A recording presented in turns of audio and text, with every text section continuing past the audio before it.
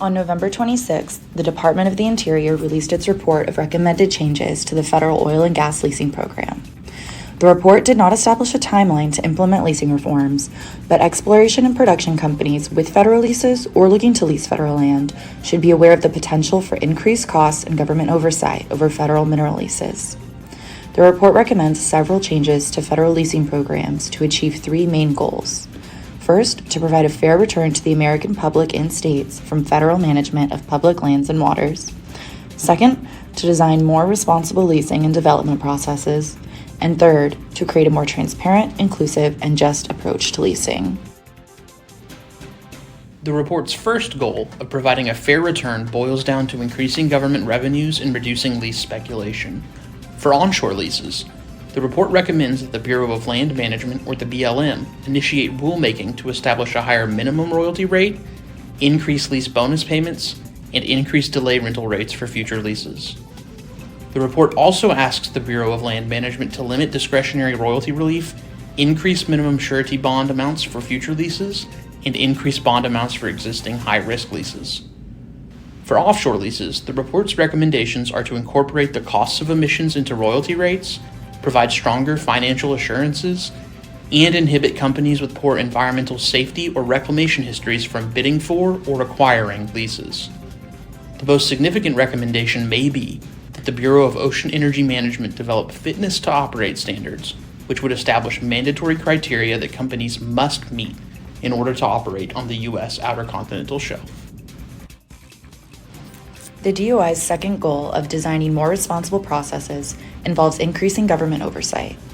For onshore leases, the report recommends that the BLM update the conditions of approval for permits to drill and ensure that oil and gas leasing is not prioritized over other uses by carefully considering expected yields of oil and gas, prospects of federal royalty payments, conflicts with other uses, and the views of local communities, tribes, businesses, and state and local governments. The report recommends that the BLM focus on nominating and leasing areas with moderate or high potential for oil and gas resources. The report also recommends that the BLM ensure bidders and any subsequent proposed leaseholders or operators are publicly identified and financially and technically qualified to develop leases. For offshore leases, the report recommends that the Bureau of Ocean Energy Management consider moving to a leasing model where smaller areas are offered based on environmental protection, subsistence use needs, resource potential, and financial considerations. To achieve its third goal of creating a more inclusive and just approach to managing federal land, the report recommends that the DOI solicit more public input from local community voices into the leasing and permitting process. To sum it all up, the report's recommendations primarily involve increasing government revenue through raising royalty rates and increasing payment amounts. However, companies should be aware of the potential creation and implementation of fitness to operate standards and conditions of approval, which companies may have to satisfy in order to operate on the outer continental shelf or be granted a permit to drill. There are no specific implementation timelines for these recommendations, and notably absent is any substantial mention of climate policy.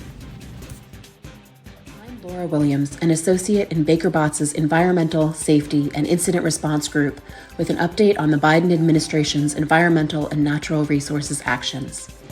The EPA and the U.S. Army Corps of Engineers recently proposed to redefine Waters of the United States, or WOTUS. This term, which establishes coverage of the Clean Water Act's many programs, has been the subject of 5 U.S. Supreme Court decisions.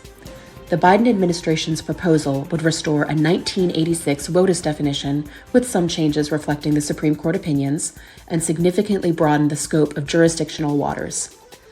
Many more waters would be covered by the Clean Water Act under the proposal than under the vacated 2020 Trump administration rule. While the Biden proposal makes its way through the rulemaking process, EPA and the Corps are interpreting Waters of the United States under the pre-2015 regulatory regime. The agencies will take comments on the WOTUS proposal through February 7, 2022. EPA Administrator Regan announced the appointments of regional administrators for EPA Regions 6, 7, and 9. Dr. Earthia Nance will head up Region 6, serving Arkansas, Louisiana, New Mexico, Oklahoma, Texas, and 66 tribal nations. Nance was an associate professor at Texas Southern University and director of disaster mitigation and planning for the city of New Orleans post-Hurricane Katrina. She is a registered professional civil engineer and a certified floodplain manager. Meg McAllister will serve in Region 7, covering Iowa, Kansas, Missouri, Nebraska, and 9 tribal nations.